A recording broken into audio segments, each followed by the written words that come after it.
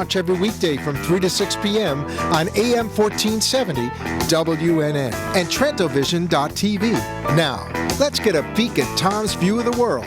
Here's Tom Trento. Okay. Oh, here's the number calling right now. Hang on, everybody. Hey, John, we're on the air, but we're trying to Skype you, so if you could Skype us, that would work, okay? Okay, bye. Hey, anything goes here. I'm just happy to be guest hosting for CJ and Mark.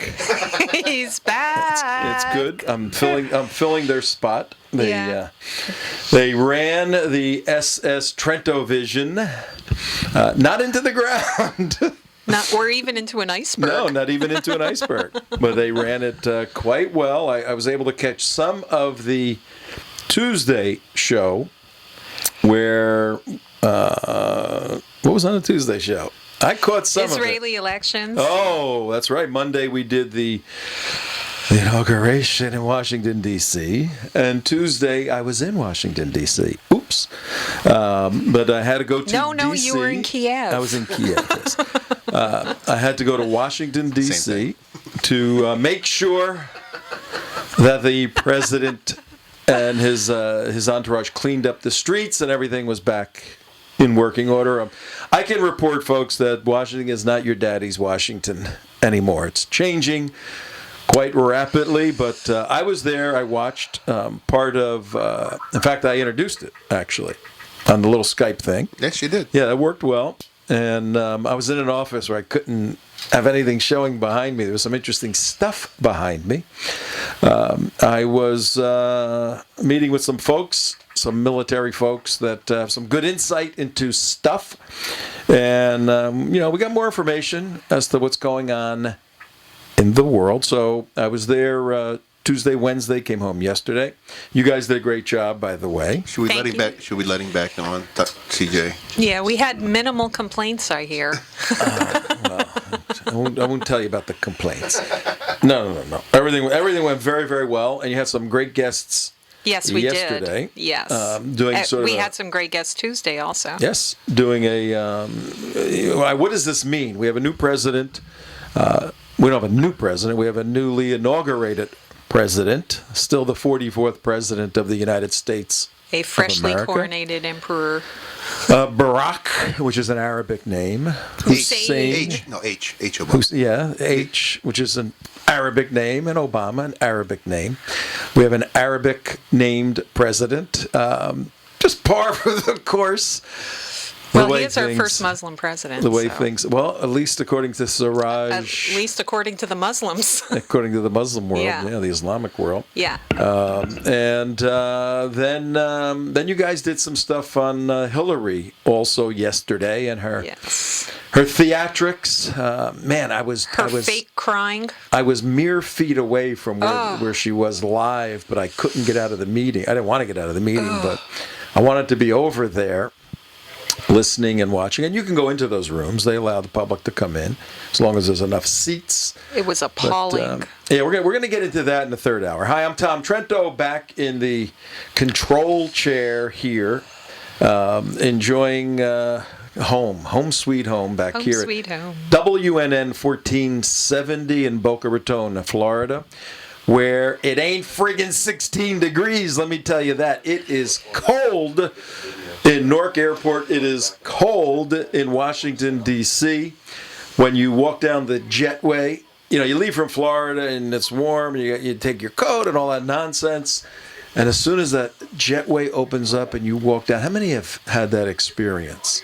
You walk down the jetway and a blast of ice air and you go, I'm not leaving Florida. What is this crap? Oh, I've had that blast of hot air landing in Texas. That was about the worst thing, or Palm Springs. That's the worst thing I ever felt. Yeah, the humid Gulf air in the summer. Well, Florida's not that much different. That hits you like a wet blanket. 120 degrees hits you like. But this cold air just you don't know what to cover. Your fingers, your feet, your this, your that, t-shirt, you got all this stuff. I had enough of that. I grew up in Jersey, cold. Went to school in Chicago, very cold. Went to school in Denver, very, very cold. and said, you know what?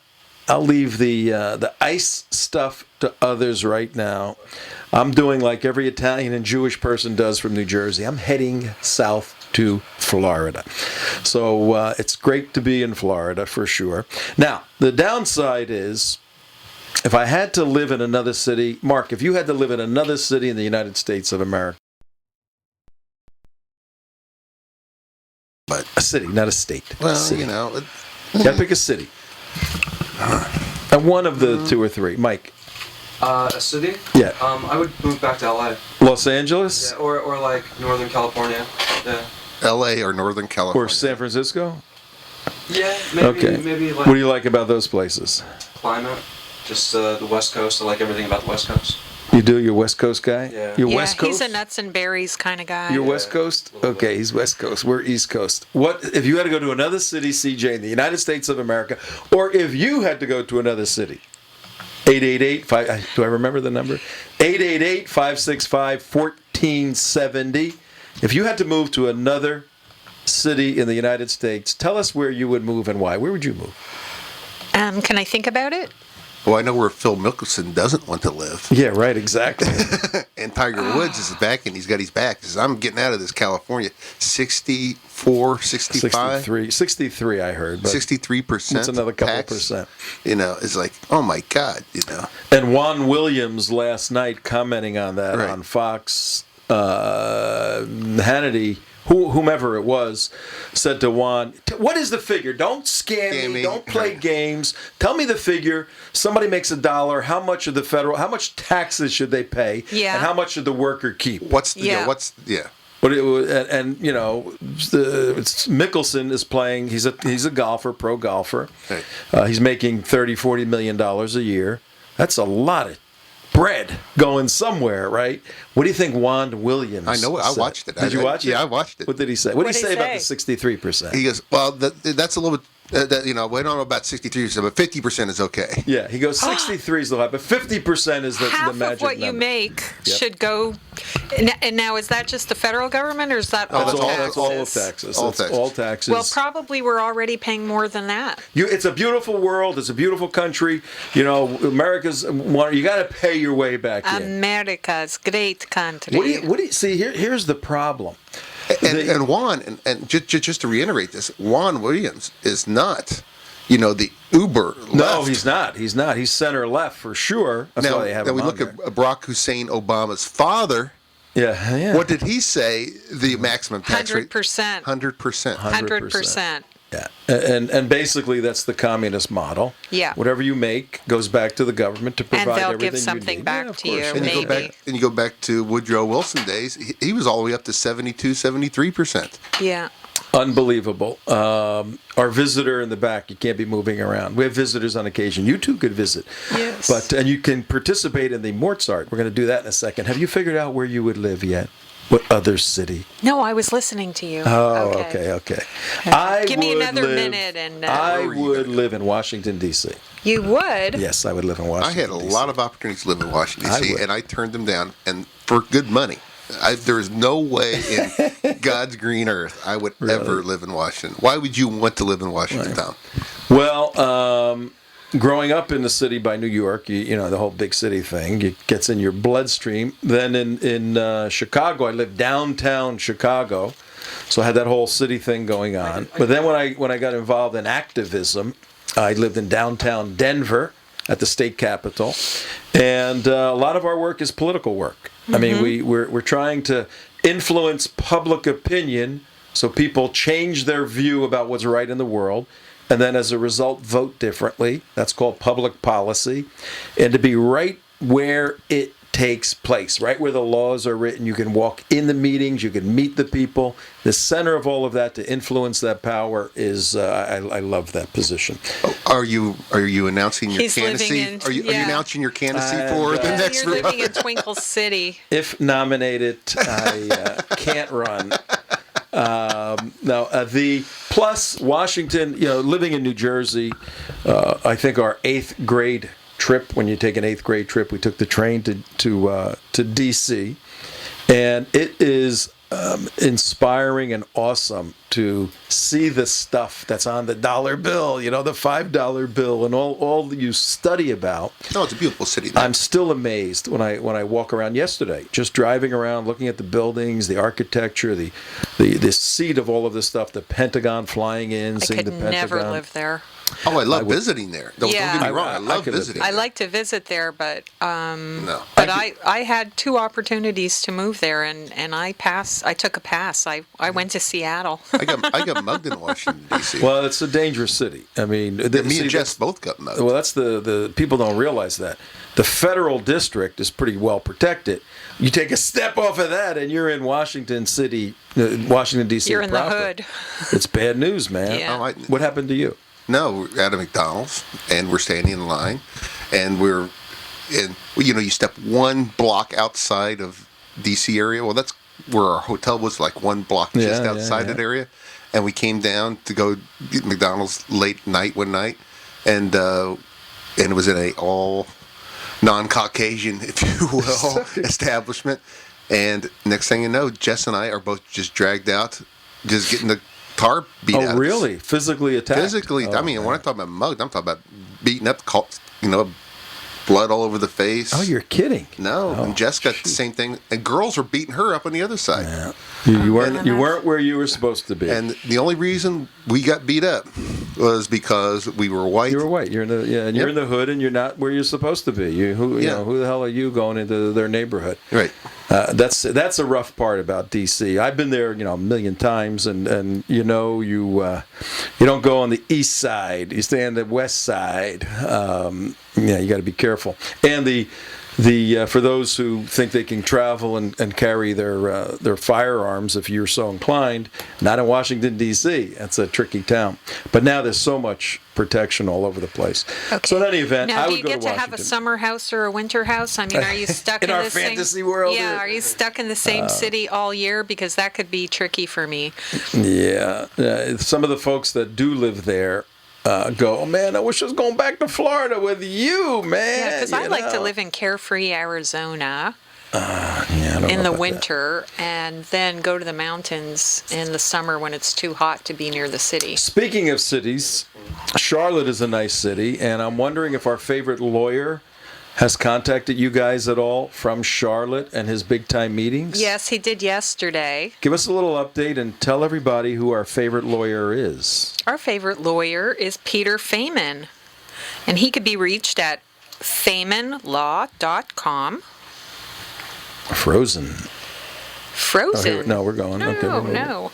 And he's also the national committeeman for representing Florida to the RNC, the Republican Party in Washington, and now he is at their winter meeting in North Carolina, where they are setting forth their policy of how to actually become Republicans again. Peter, you better get it possibly straight. win the next election. All right, so Peter Feynman, Feynman Law. If you need an attorney, folks, and seriously, he has substituted for me here. Done a great job with UCJ a couple of weeks ago. Yep. He is an accomplished speaker. If you need him to speak at one of your events, he'll do it. He doesn't charge anything. If you need an attorney, he will charge you then, but his rates are ridiculously modest. Yeah. If you need referrals, Peter Feynman, F-E-A-M-A-N, Feynman Law. He's written a couple of books on the jihad, The Next Nightmare, the most recent book, and then Wake Up America, the previous book on the jihad. He is, as CJ said, he works with the Republican Party. Not works. He was elected to represent the state of Florida at the national meetings for the National Party. And I'll tell you what, after yesterday, and we're going to get into this in our second hour. Before you go there. Wait, hang on. We're going to get into quickly what our 3 hours are, folks, here on Trento Vision. Chicks and guns. But these ain't your regular chicks. These are military women. And today, a new policy has been implemented in the United States of America, first time ever. Panetta has lifted the ban on women serving on the front lines. We're going to have a Master Sergeant on with us, John Bernard, in a little bit to share his thoughts on that.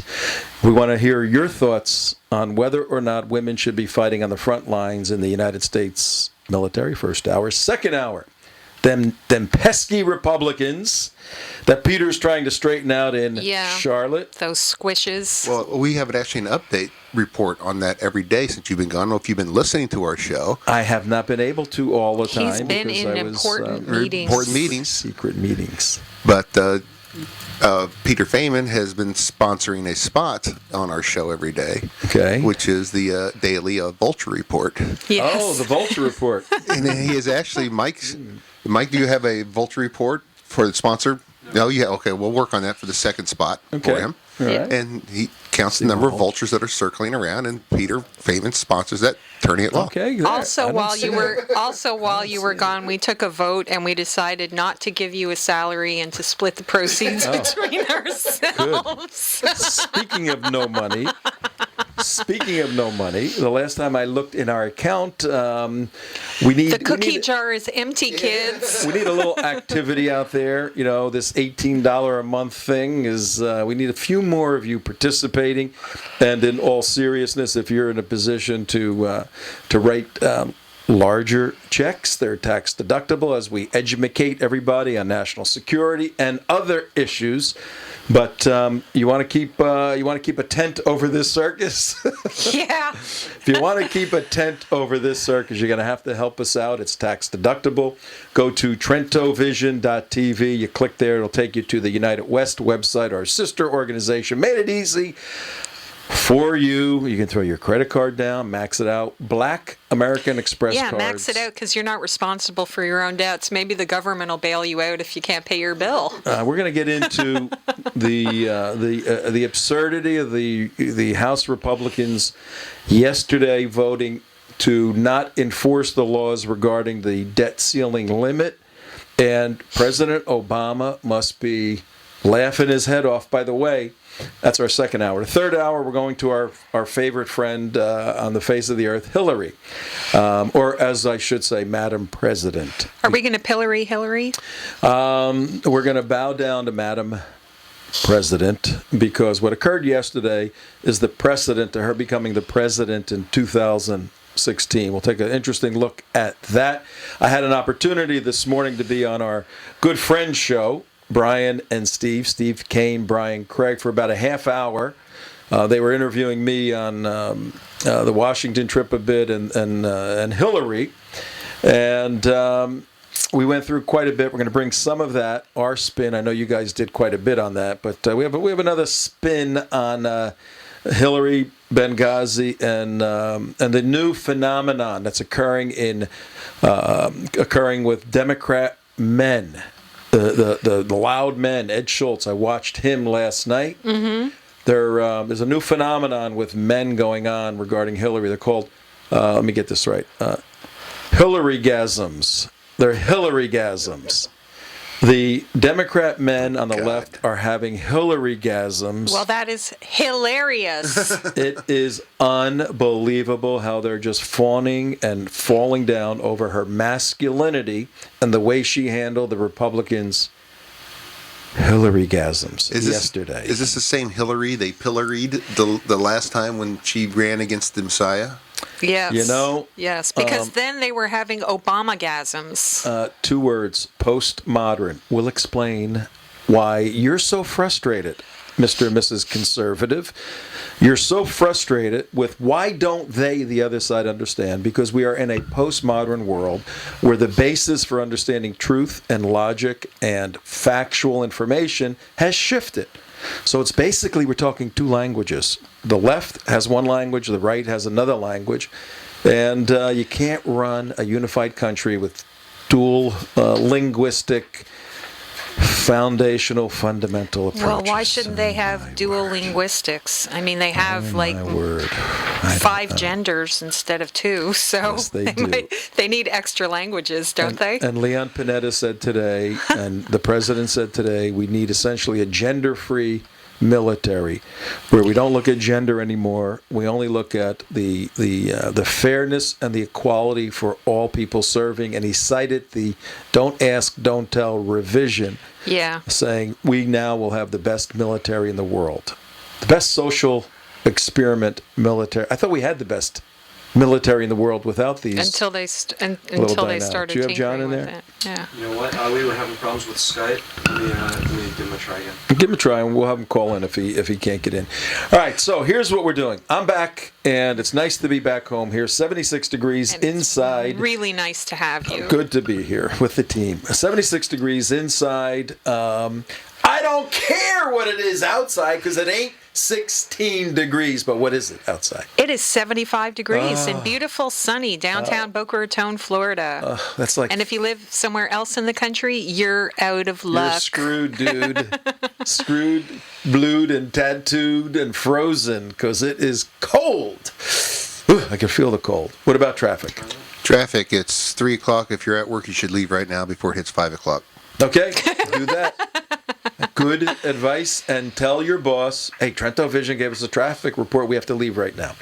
What is Trento Vision? It is our approach as a team to bring you critically important information on national security issues, the military, the economy of the United States of America is essential, a strong economy to a strong military. And having women fighting on the front lines, say some, is essential to a strong military. We're going to talk to Master Sergeant John Bernard, our good friend, a retired Gyrene, a Leatherneck. We're going to talk to him in just a couple of minutes. We're going to Skype him in magically so you can see him and talk to him. If you want to get on with us, 888-565-1470. Question today, should chicks be serving on the front lines? The front lines. Should they be SEALs? Should they be Force Recon Marines? Green berets. They got berets in their head, in their hair, huh? Could have green berets in their hair. Oh. That's the question for this hour. But I get the feeling there's going to be a lot of oink oink going on this hour. Let's tell everybody a little bit about our contest with Mozart. We want you to do that. Just a few days left. Okay. What's going on with that? Well, first of all, do you have Mort's latest drawing from this morning? With Abraham Yeah, Lincoln. that was profound. That was deeply profound. You should put that up there. Mozart, our resident editorial cartoonist. The man is absolutely brilliant and astonishing. And we are having a contest. We are having a contest for the viewers and listeners to submit their idea for a custom-drawn cartoon by Mort, and the winning submission will have their idea drawn by Mort and signed so that you could have it framed, and we will be judging the submissions after January 31st, so you have until next Thursday. So far we have over 100 entries, and then we will announce the winner in the first week of February after we do the judging, which we could be bribed for. And so there's lots of really, really great ideas coming in for the contest. Lots of issues with the economy, with gun control, with the coronation. I mean the inauguration. Coronation is right. I mean the inauguration with the Republican Party, with the Muslim Brotherhood, with Israel, with Egypt. I mean, lots of really, really great ideas. And if you're watching on Trento Vision on the video side, and the way we do this, folks, we're running a significant radio show, 50,000 watts, broadcasting from North Miami up to Fort Pierce, and then you make a left, get on a turnpike, and you can take us right to Orlando, actually. Yep. And the other day I was in Naples and caught the signal, so we're covering a lot of people. On the radio side, you can listen on WNN 1470 on the AM dial, or you can go. I was listening to you guys traveling around, walking around the place in D.C. on iHeartRadio. On iHeartRadio, Beautiful. yeah. Absolutely beautiful. You can do that. Or on the video side, we simulcast. We have two cameras here. One is on CJ, one is on me.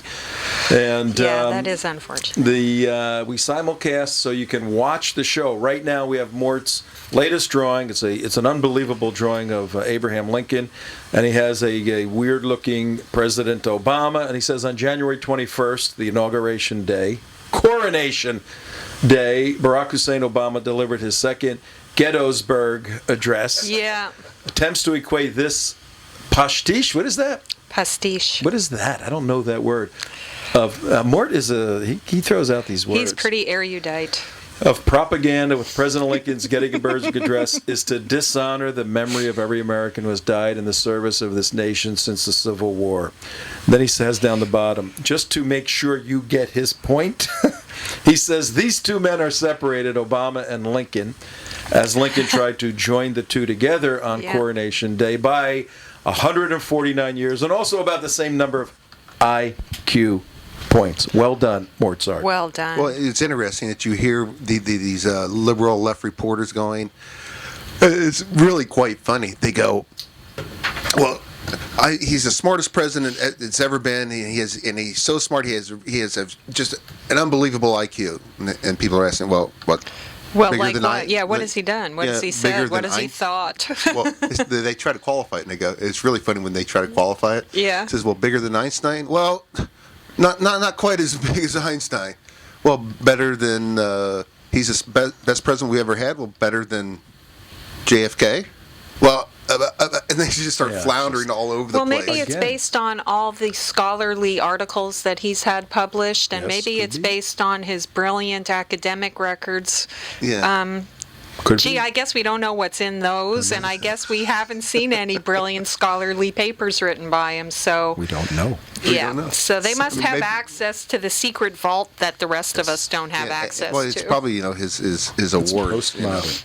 All right, well, here's the question of the day. Should women be serving on the front lines? And if you ask the Defense Secretary, Leon Panetta, he said that today I will lift the ban of women serving in combat roles, which opens up 30,000. First Sergeant John Bernard, 230,000 posts, including those on the front lines. Women, says Panetta, have shown great courage and sacrifice on and off the battlefield, contributed in unprecedented ways to the military's mission, and proven their ability to serve in an expanding number of roles.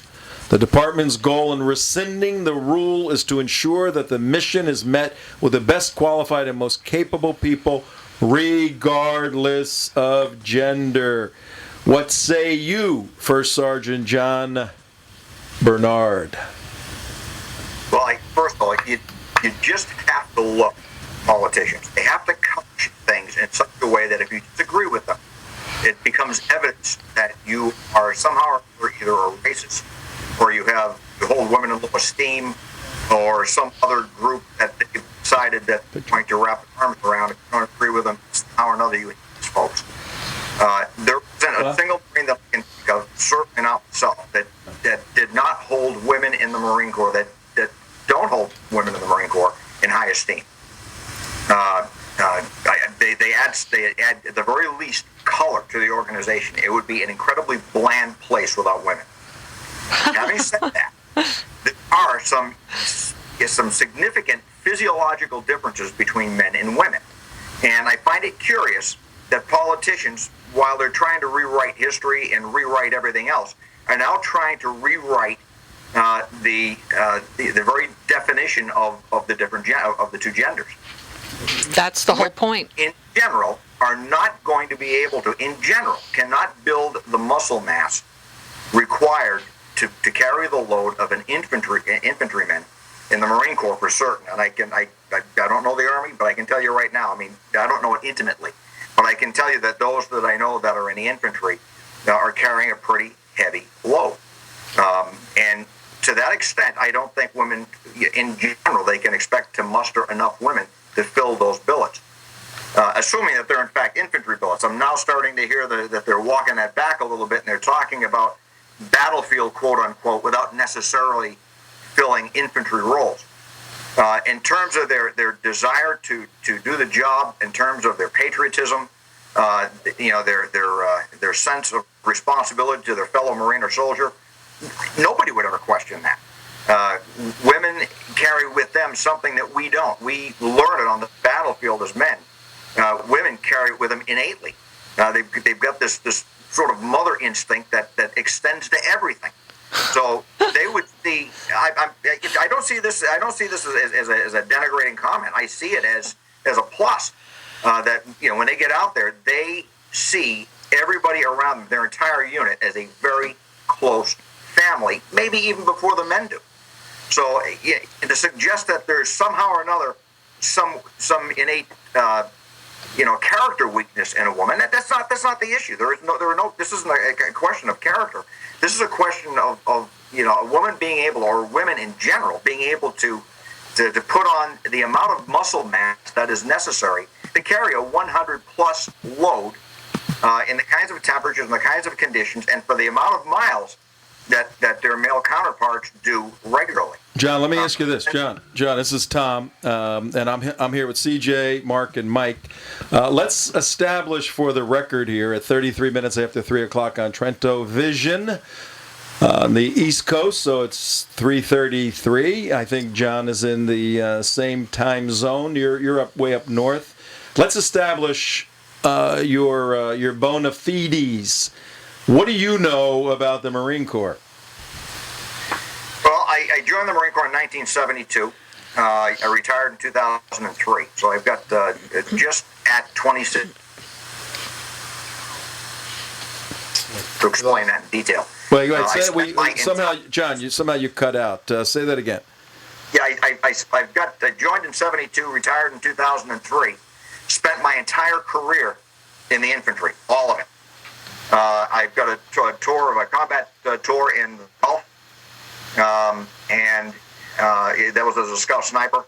I was a cold weather instructor. I've been all over the world doing that. I've been in every climbing place. As I say, I've been in the jungle. I've been in the desert. I've been in temperate regions. I know exactly what it takes to get that job done. I know exactly what kind of a toll it takes on you. So for anybody that suggests that somehow I'm missing the point, they're just not understanding, or maybe they just haven't been there. Hey, does the United States military allow midgets to serve in combat positions? There are height and weight restrictions coming into the Marine Corps. I can tell you that there are some reasonably short people. My stature is not particularly grand as it is. I mount out at about 5'6.5". So, but there were folks that came in that were 5'1", 5'2". I'm not going to lie to you. I don't know what the minimum standard is, but I expect that there are. And but I don't know for a fact there are weight standards. And I know for a fact if you can't pull your weight in that which you are assigned, you're not going to last. Yeah, and they're called little people, by the way. We don't call them midgets anymore. Oh, I'm sorry. If you want to be politically correct about it, yes, I'm sure you do want to be politically correct, right? Politically correct, yes, because I'm so tall. Well, let me just clear that up. That wasn't me, by the way. No. I was saying it to Tom. He's talking to me. Yeah. She's talking to me. We're the furthest thing in the world from politically correct, John, on this show. But the point I'm making is, this is not a high school play. This is putting together a fighting force of individuals that kill people and blow things up. So there are requirements. You can't. I mean, can you serve in a military position if you're a quadriplegic? No. I mean, the physical deficiencies are there. So the real question is a woman physiologically fit, generally speaking, because he didn't say we're going to have a standard of performance, and if those women can meet that standard of performance, they've passed the bar to serve in a frontline combat position. He said women as a category. If you're classified as a female, you now enter this new position regardless of capability. So you're questioning capability, and you're going to be viewed as, the old guy who knows nothing about the new Obama military. What do you think is going on? Why does Panetta do this, like on his last day in office? What the heck is happening to your military, First Sergeant John Bernard, U.S. Marine Corps? Well, the bottom line is, this particular, the vision of this particular mindset, this particular, sort of left-leaning political strategy is to make sure that the world is flat, that everything basically is open to everyone, that nobody is denied, that ultimately everybody is treated equally. And while some of that makes a great deal of sense, in fact, what I said makes a great deal of sense, there are certain realities that you just can't ignore. And one of them is the basic physiological differences between men and women. And by the way, I want to make sure I clarify something else too. Not only did I serve as a Scout Sniper, I served as an instructor for Scout Snipers, not within the Marine Corps, but within my unit. I taught exterior ballistics. I have fired a high-power rifle competition, small-bore pistol, large-bore pistol. I reload. There's not much about the firearms industry that I don't understand personally. About firearms in general, I don't understand. And I can tell you absolutely right now that the easiest people I have ever trained to fire a weapon, be it a long gun or a handgun, have been women. Yeah. And I can also tell you that the two finest shots I ever witnessed were women. Yeah. So this is not about women not being able to do certain aspects of that job. This is literally discussing whether or not it's practical to expect to reach out and find 250,000 women that can build themselves up physically to their the level of their male counterparts, and it's just not practical to expect that. I don't know where this guy is living, but he's not living on planet Earth. He's living somewhere else, unless they're planning on feeding him all steroids. It's just not going to happen. All right, Mark has a question for you, John. Hey, First Sergeant, thanks for your service, by the way. The Israeli military, have you had the experiences with the Israeli military and how they incorporate women into their military? Yeah, absolutely. But there's also a difference too between the way the Israelis train and the way we train and what we train for. We're an expeditionary force. The Israeli force is not expeditionary in nature. They're a homeland defense. The IDF. You go figure it. So they are basically, if you will, police officers with authority like the military, walking their own territory. Right. So you don't find them carrying massive loads. Right. Their patrols are relatively short. They can go out and they don't come back to a fob. They come back home. The entire structure of the IDF is significantly different than the philosophy, the training, and the mission of the United States Marine Corps. I'm going to speak to the Marine Corps specifically, so I'm not trying to diss anybody, but I know the Marine Corps intimately. So, it's the nature of things that when we leave, we're carrying a significant amount of equipment with us, and we're going to be living in absolutely brutal environments for an untold number of months, and covering terrain with heavy loads that the IDF just doesn't. What woman makes would good want? What sense. woman would want to do that? Well, I think the women who most would want to. Who are guys? The women who are guys. The women who would most want to do that and put themselves in that situation are probably the most physically capable of doing it in the first place. And some women are able to do the things that John is talking about, probably better than a lot of men would Little be. skinny, wimpy men. Yeah, absolutely. But the point I need to inject into this thing just real quickly. I need people to keep in mind. Women have not been denied combat. It's an exemption. Exactly. So women have been, fortunately, we lived in a society where men stepped up and wanted to protect their families, their children, their women. And it wasn't denying them combat, it was protecting them from it. Exactly. So there has been a protection that women have lived under until Panetta, dropped that exemption today. And Exactly. people need to understand that this is not going to be like a candy shop for women anymore, where you walk in and say, "Gee, I think I'd like to be in the infantry." Right. Well, yeah, maybe I don't want to be in the infantry. This is going to devolve to a place where now that they've opened up this thing, it's going to be a case where women are going to come in and they're going to determine if they've got a line number to fill in some infantry company in Kaneohe Bay, and guess what? Yeah. Sally Smith there from Missouri, who was coming in basically because she wanted to serve, and all of a sudden going to find herself thrust into a combat role. Right. And how are they going to get out of it? People need to understand. And how are they going to get out of it? Okay, They'll have to get pregnant or something to get out of it, okay? But I think this whole thing it's just a political and socially cultural move that's part of the agenda of the left to make sure that there are no distinctions between the genders across the board in society. So it goes perfectly along with the homosexual political agenda that we're all stuck with. And I think this is just a big part of it. I don't think you're going to have 250,000 women applying suddenly to get into the armed services because they really can't wait to serve on the front lines in Afghanistan.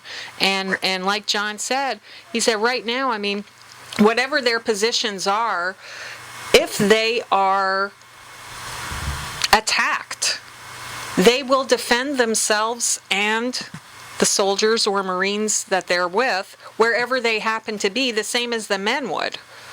So they're already doing that. What do you have to change the roles for? Exactly. That's what I don't get. let me- It doesn't have to be implemented until 2016, so until this administration is up anyway. Well, listen to this. In response to Panetta's statements, changing the rules, President said today, as Commander-in-Chief, I am absolutely confident. I still can't get those words, Commander-in-Chief, out of my mouth, but as Commander-in-Chief, I am absolutely confident that, as with the repeal of Don't Ask, Don't Tell, so he put that phrase in there, supporting your thesis that this is a social experiment to go after the most unique and efficient fighting force in the world and desexualize it, right? He says, as with the repeal of Don't Ask, Don't Tell, the professionalism of our armed forces will ensure a smooth transition and keep our military the very best in the world. This is a president who won't let anybody fire in a fight. If you want to get in with First Sergeant John Bernard, 888-565-1470. Should women be serving on the front lines? We're talking philosophically. John laid out some very specific logistical issues about the capability of women, all women now. You made a very good point. This is like, you're there, lady, Sally. I don't want to do this. Saddle I up, just wanted to saddle up. I wanted to do 2 years and go back home, you know? I got a quick question for John. Knowing the military, my first pair of diapers, First Sergeant, was O.D. Green. And my father served in the military for 30 years, and I joined the Navy later. I know the military and how it works. And if they get something like this inside the military, isn't there going to be some type of a quota system or some type of standard, which you guys have not yet met your system? And plus, isn't your rank or determination going to be determined on how well you fill that quota system, and all this other nonsense is going to come into play? Well, the very word quota, frankly, will only come into play as the political establishment decides to bring pressure to bear on the military. So as long as you've got, folks as we've had in office for the last 4 years and will for the next 4 years, and I'm going to read the tea leaves and tell you that I think that we're looking at this same kind of mentality for the next into the next term. Probably after 2016, I believe it's going to be another person from this mindset. At least for that next 4 years. Oh, great! You're really making our day today. Thanks a lot. Yeah. Thank you. I hate to be gloom and doom, but I honestly believe, based on demographics, that's where we're going. Yeah. So what you're going to wind up with, and this is really aggravating if you think about it. You're going to have politicians who, far and wide, have absolutely no experience in a uniform whatsoever. I mean, there's like 20, I think, in all of Congress that have served in any branch of the service. So you've got these people of largely no experience that are thrusting upon the military, these edicts that they really don't know how it's going to affect. The guys in the service are going to do what's necessary. The general grade officers, the Pentagon, the Joint Chiefs, they're going to say yes, boss, and they're going to go ahead and they're going to do what needs to be done. They're going to institute this thing. If it gets to the point where the politicians start hearing complaints that women somehow or another are still being denied access to these roles, not only will they establish some kind of a quota, some sort of system where they can track how many women are going in. But I'm telling you right now, they're going to gender norm the training.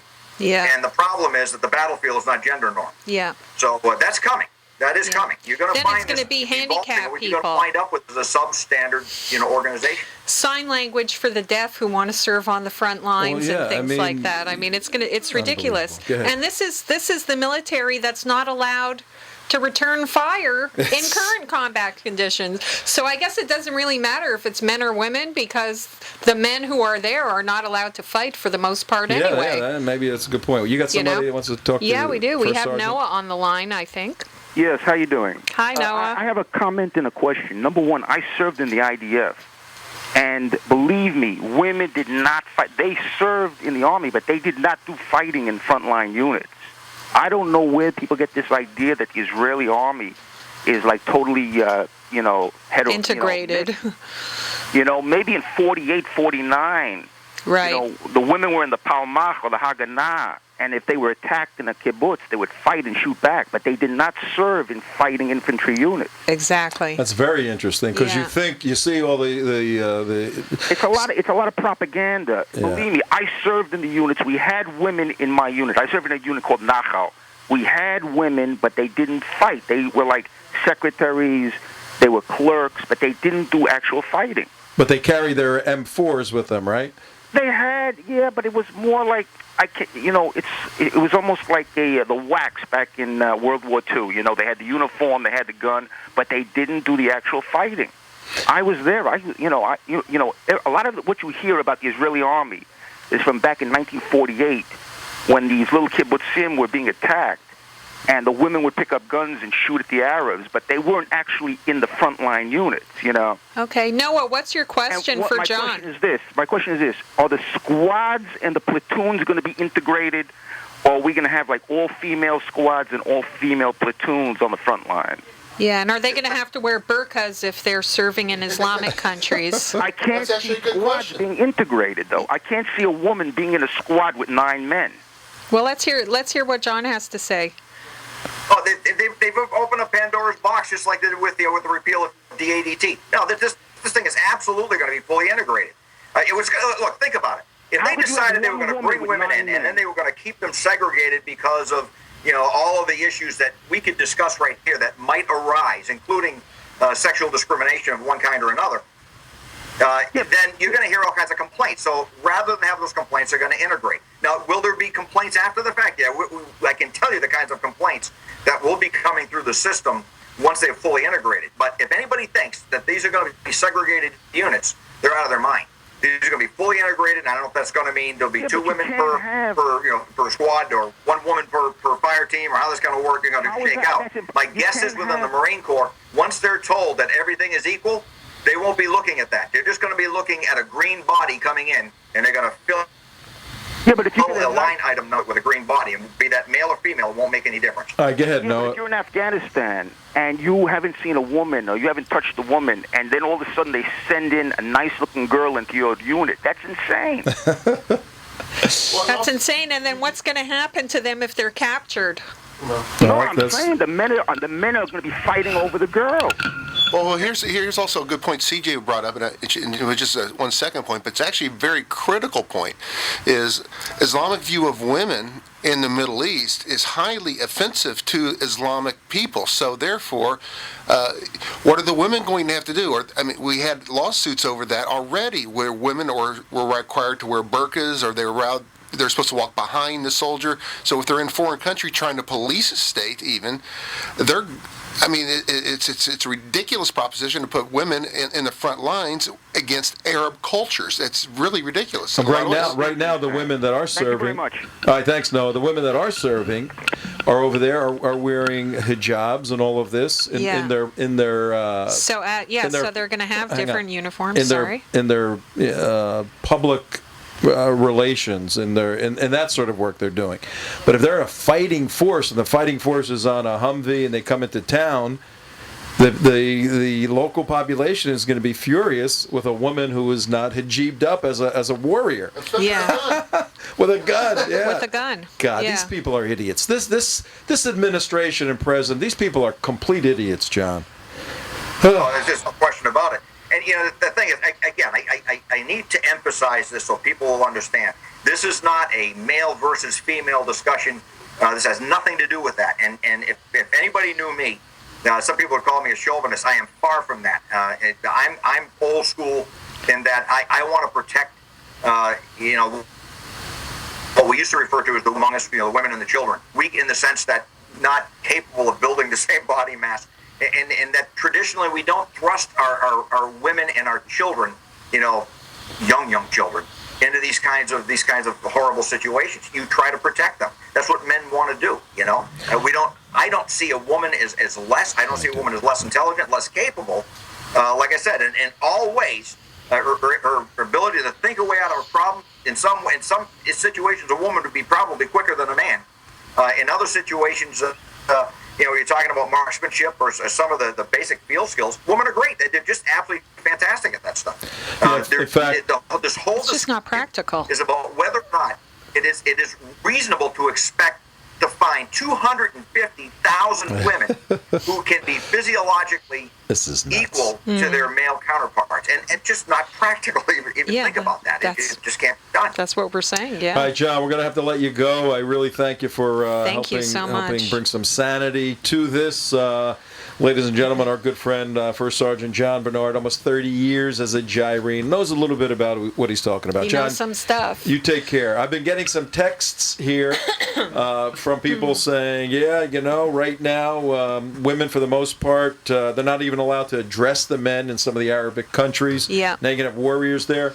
Yeah. Mark, what do you have? What did you find in our favorite book, Reliance of the Traveler? Don't do the. We don't have time for that. Okay. Just what do you have for us out of Reliance of the Traveler? Well, which goes right to what we were saying before, and this is Islamic Sharia law.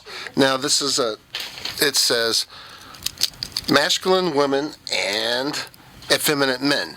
The Prophet, Allah bless him, give him peace, said, men are already destroyed when they obey women. How does that work in the military?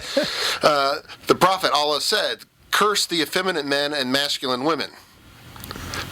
Prophet said, curse men who wear women's clothing and women who wear men's. Oh, okay. So this is going to be so offensive to Sharia-compliant countries. Oh, yeah. But they won't let us in. What's interesting about these they may laws... not let us in. Hold on. What's interesting about these particular laws, these are right... When he says the Prophet said... You're reading out of Reliance of the Traveler, which is the Sharia book. They're reading right out of the Quran, which is the ultimate... law. So this is way beyond. We won. We killed Osama bin Laden. We've defeated the jihad. So we're planning the new military to be a kind of a State Department goodwill entity for helping people around the world. John made a very good point. We're going to have to leave in a second here. That the Marines and our U.S. military is an expeditionary force. Yes. I could see women picking up arms and fighting. If we couldn't get men to do the job, then bring women in. Otherwise, I'm a traditionalist. Or if they happen to be where the fight happens to be, something like that. Then go ahead and fight. To make this categorical rule is again another step in destroying the U.S. military. We'll be back and tell you how our Republican Party is destroying the U.S. economy. Yeah, more good news today.